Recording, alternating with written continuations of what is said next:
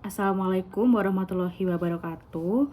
Perkenalkan, nama saya Ivo Kurniasari Putri Sugiono, NIM 2022 10 11 03 11 058 dari kelas F. Nah, di sini saya akan mempresentasikan mengenai ruang lingkup viktimologi, aspek psikologis, aspek sosial, dan aspek ekonomi korban berdasarkan buku Hukum Kriminologi dan Viktimologi karya Dr.H. Nur Rohmat SHMKN yang terbit pada tahun 2024.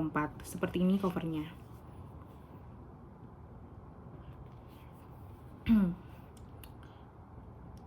Nah, jika kita menengok sejarah hukum pidana, kita akan menemukan satu hal menarik. Selama berabad-abad, fokus utama hukum pidana adalah pelaku kejahatan atau pelaku kriminal itu sendiri. Segala teori kebijakan, bahkan sistem hukum pemidanaan itu berpusat pada pelaku saja. Sementara korban, orang yang paling menderita, justru menjadi pihak yang sering dilupakan. Nah, dalam pandangan klasik, korban hanya dianggap sebagai objek penderita, bukan subjek hukum yang memiliki hak.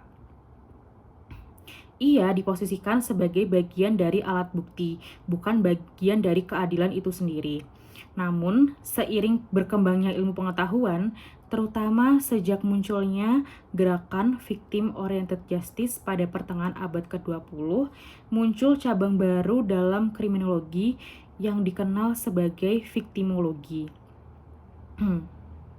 Yakni ilmu yang mempelajari korban kejahatan secara ilmiah dan secara komprehensif. Viktimologi di sisi lain merupakan cabang ilmu yang relatif baru dan berasal dari kriminologi. Viktimologi itu lebih fokus kajiannya pada korban kejahatan, termasuk hakikat korban, proses viktimisasi dan akibat yang dialami oleh korban itu sendiri. Nah, istilah viktimologi itu diambil dari bahasa Latin, yaitu adalah victima, yang berarti korban, dan logos yang berarti studi atau ilmu pengetahuan. Viktimologi itu tidak hanya terbatas pada kajian dari korban kejahatan, tetapi juga mencakup korban kecelakaan, bencana alam, dan penyalahgunaan kekuasaan. Dalam viktimologi, kajian dilakukan untuk menganalisis berbagai aspek yang berkaitan dengan korban, seperti faktor penyebab utama munculnya kejahatan, bagaimana seseorang bisa menjadi korban, dan upaya mengurangi terjadinya korban serta hak kewajiban dari korban kejahatan. Nah, viktimologi juga berusaha memberikan penyebab tentang sebab musabab terjadinya viktimisasi dan memberikan penjelasan sistem tindakan untuk mengurangi penderitaan dari manusia itu sendiri. Nah, konsep viktimitas atau viktimi ini digunakan untuk menjelaskan bagaimana seseorang dapat menjadi korban dan juga faktor-faktor apa yang menjadi penyebabnya, entah itu seperti sifat, keberadaan, tempat, dan juga waktu. Nah, manfaat viktimologi ini sangat signifikan dalam upaya penanggulangan kejahatan. Viktimologi membantu dalam melakukan tindakan preventif dan represif yang lebih proporsional dan komprehensif, memperjelas peranan dan kedudukan korban dalam suatu tindak pidana dan memberikan keyakinan dan pemahaman tentang bahaya dari viktimisasi. Dengan demikian, viktimologi tidak hanya membantu dalam mencegah terjadinya korban berikutnya, tetapi juga memberikan dasar pemikiran untuk mencari jalan keluar bagi pemberian ganti rugi pada korban. Nah, ruang lingkup viktimologi itu juga luas. Dia mencakup siapa korban itu, bagaimana mereka menjadi korban, apa dampak yang mereka alami, dan bagaimana mereka bisa dipulihkan. Viktimologi meneliti pengalaman korban dari perspektif psikologi, sosial dan hukum, termasuk faktor-faktor yang membuat individu atau kelompok tertentu lebih rentan menjadi korban kejahatan. Selain itu, viktimologi juga mengeksplorasi hubungan antara korban dan pelaku, serta bagaimana sistem peradilan pidana dapat memberikan perlindungan dan pemulihan yang memadai bagi korban. Salah satu topik utama dalam viktimologi adalah apa yang dikenal sebagai reviktimisasi, di mana korban kejahatan mengalami trauma berulang atau pengabaian dalam proses hukum. Menurut Dr. Nur Rahmat, viktimologi bukan hanya cabang dari kriminologi, tetapi juga disiplin yang berdiri sendiri. Ia memiliki ruang lingkup yang luas, meliputi studi tentang proses menjadi korban atau victimization process, dampak yang dialami korban, serta upaya pemulihan dan perlindungan terhadap korban dalam sistem hukum dan juga sistem sosial. Nah, dengan demikian, viktimologi dapat kita simpulkan sebagai memulihkan keseimbangan antara pelaku dan korban, dan juga antara keadilan retributif dan keadilan restoratif. Ruang lingkup viktimologi mencakup 3 aspek penting yang akan kita bahas, yaitu yang pertama, aspek psikologis korban, lalu yang kedua, aspek sosial korban, dan aspek ekonomi korban. Ketiga aspek ini saling berkaitan, membentuk satu kesatuan pemahaman yang utuh tentang penderitaan dan hak-hak korban dalam konteks kejahatan modern. Aspek pertama yang akan saya bahas adalah aspek psikologis. Nah, di sini adalah korban kejahatan pada dasarnya mengalami penderitaan yang ganda, yaitu adalah penderitaan fisik akibat tindakan pelaku dan penderitaan batin yang sebenarnya jauh lebih kompleks daripada penderitaan fisik itu sendiri.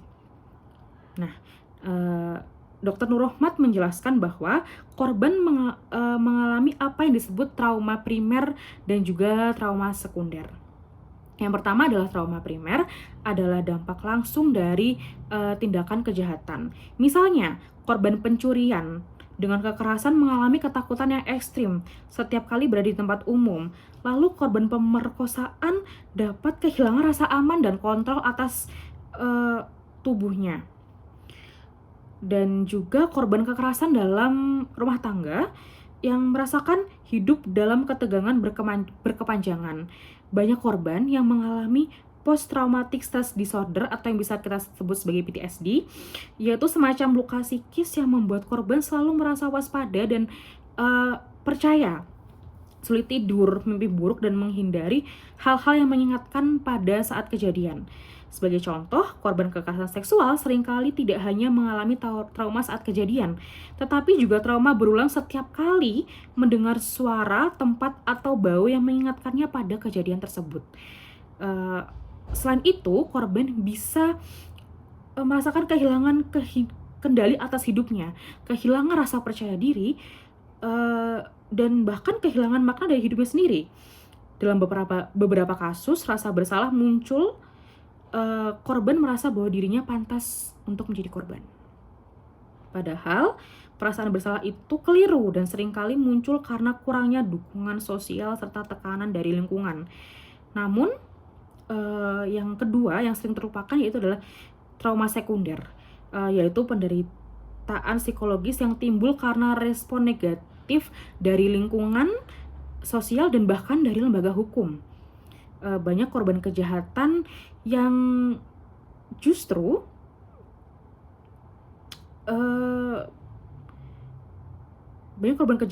mengalami tekanan psikis tambahan karena dianggap bersalah, dipermalukan, dan bahkan tidak dipercaya oleh aparat hukum terkait. Nah, ini biasa disebut dengan victim blaming atau menyalahkan korban. Misalnya, korban pelecehan seksual sering ditanya, mengapa kamu ke tempat itu, atau mengapa kamu berpakaian seperti itu. Pertanyaan-pertanyaan semacam ini bukan hanya melukai harga diri korban, tetapi juga memperdalam trauma yang sudah dialaminya. Nah, kejahatan seperti ini ya, efek psikologis dari kejahatan tersebut sangat mendalam dan tidak selalu terlihat dari luar. Nah, korban sendiri dapat mengalami gangguan stres pasca trauma, depresi berat, rasa bersalah yang patologis, gangguan tidur dan mimpi buruk, ketakutan yang kronis. Oleh karena itu, pendekatan psikologis dalam viktimologi sangat penting. Pemulihan korban bukan hanya melalui hukum, tetapi juga melalui terapi, konseling, dan dukungan emosional. Nah, disinilah pentingnya pendekatan victim support service atau pelayanan psikososial yang berorientasi pada empati, bukan hanya sekedar proses hukum saja. Lembaga Perlindungan Saksi dan Korban atau LPSK memiliki peran penting dalam menyediakan pendampingan psikologis, terutama bagi korban kekerasan berat dan pelanggaran HAM. Namun, Dr. Nur Rohmah sendiri juga menyoroti masih lemahnya ketersediaan konselor dan tenaga profesional di daerah yang menyebabkan banyak korban tidak ditangani dengan baik. Faktor yang memperparah kondisi psikologis korban antara lain yang pertama, hubungan antara korban dan pelaku, yang kedua kurangnya dukungan dari lingkungan sosial, yang ketiga tidak adanya akses terhadap layanan psikologis, dan yang keempat adalah stigmatisasi dari masyarakat. Oleh karena itu, salah satu rekomendasi penting adalah penerapan pendekatan trauma informed. Nah, dalam sistem hukum, artinya aparat penegak hukum harus memahami kondisi psikologis dari korban agar tidak menambahkan luka baru selama proses penyidikan atau persidangan. Lalu, yang kedua adalah aspek sosial korban. Nah, selanjutnya saya masuk ke aspek sosial. Setiap kejahatan bukan hanya melukai individu, tetapi juga meretakkan jaringan sosial di sekitarnya. Artinya, korban dapat kehilangan rasa aman, sementara masyarakat kehilangan rasa percaya terhadap lingkungan dan institusi hukum. Nah, aspek sosial dalam viktimologi mencakup perubahan perilaku sosial korban, reaksi masyarakat terhadap korban, serta proses reintegrasi korban ke dalam komunitasnya. Menurut Nur Rohmah, ada dua bentuk utama dampak sosial korban. Yang pertama, isolasi sosial. Nah, korban sering dijauhi karena dianggap membawa aib atau membawa masalah. Dalam hal ini sering kita temui pada kasus kekerasan dalam rumah tangga atau KDRT. Korban biasa dikucilkan oleh keluarga atau masyarakat. Akibatnya, korban merasa sendiri dan terasing. Ini memperburuk trauma psikologis yang sebelumnya sudah berat. Lalu yang kedua, stigma sosial. Masyarakat sering memberi label negatif kepada korban. Nah, dalam konteks ini itu dalam budaya patriarki. Mengapa korban perempuan sering dipersalahkan atau dianggap tidak menjaga diri? Dalam konteks sosial, korban kemiskinan juga sering diabaikan atau dianggap lemah. Aspek ini mencakup bagaimana hubungan sosial korban berubah setelah kejadian, bagaimana masyarakat memperlakukan korban, dan bagaimana struktur sosial mempengaruhi risiko seseorang menjadi korban.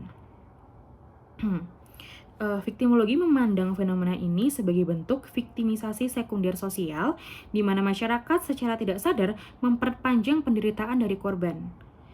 Nah, Dr. Nur Rohmah sendiri menegaskan bahwa masyarakat seharusnya menjadi agen pemulihan, bukan sumber penderitaan yang baru.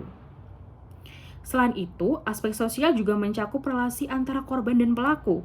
Karena dalam banyak kasus, terutama dalam kasus kejahatan yang domestik, biasanya pelaku dan korban hidup dalam satu lingkup yang sama. Nah, yang ini menimbulkan dilema hukum dan juga dilema sosial. Misalnya korban KDRT yang takut melapor karena pelaku sendiri merupakan keluarga atau orang yang menafkahinya. Dalam konteks ini, viktimologi mendorong pendekatan keadilan secara restoratif atau yang bisa kita sebut sebagai restoratif justice, di mana proses penyelesaian tidak hanya berorientasi kepada hukuman dari pelaku, tetapi juga melalui pemulihan hubungan sosial, rekonsiliasi, dan keseimbangan moral. Oleh karena itu, dalam ruang lingkup sosial viktimologi menekankan pentingnya satu, pendidikan empati dan kesadaran sosial, yang kedua, penghapusan stigma terhadap korban, yang ketiga, partisipasi masyarakat dalam pemulihan sosial korban, dan yang keempat, keterlibatan lembaga keagamaan dan komunitas lokal untuk memberikan dukungan moral.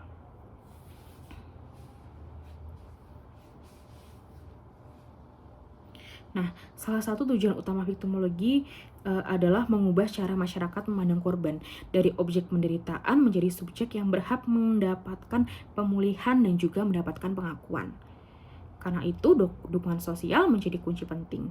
Contohnya dukungan dari keluarga, dari teman atau sahabat, serta komunitas dan lembaga sosial yang dapat mempercepat pemulihan dari korban. Dengan demikian, pemulihan korban tidak hanya tugas negara, tetapi juga tanggung jawab dari sosial masyarakat itu sendiri. Lalu yang terakhir yaitu aspek ekonomi korban. Nah, kejahatan selain menimbulkan kerugian emosional juga menciptakan beban ekonomi yang berat. Dalam buku ini, Dr. Nur Rahmat menegaskan bahwa dampak ekonomi sering menjadi penderitaan yang tersembunyi bagi korban. Korban kehilangan penghasilan, menanggung biaya pengobatan, perawatan, dan pemulihan psikologis. Bahkan dalam banyak kasus, keluarga korban juga ikut menanggung beban finansial akibat hilangnya salah satu anggotanya yang produktif.